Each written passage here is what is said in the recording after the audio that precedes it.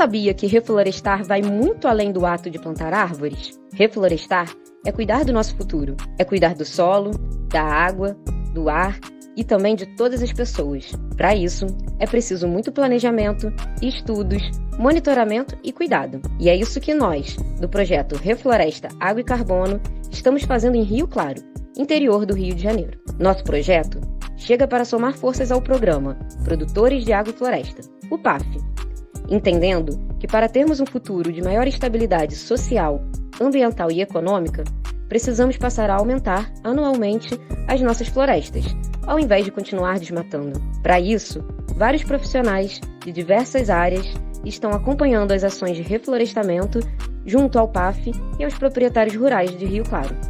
Nós também apoiamos pesquisas voltadas à qualidade de água, solo e captação de carbono. Realizamos o monitoramento de estoque de gases de efeito estufa nas áreas de ação do programa em Rio Claro. Tudo isso relacionado à restauração florestal.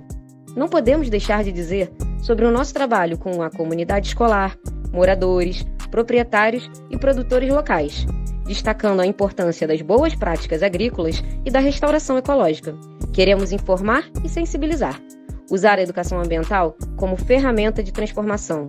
O projeto Refloresta é realizado pela AGEVAP e financiado pelo Comitê Guandu e Programa Petrobras Socioambiental, e é um braço do Programa Produtores de Água e Floresta, construído pela colaboração de diversos agentes, organizações e iniciativas.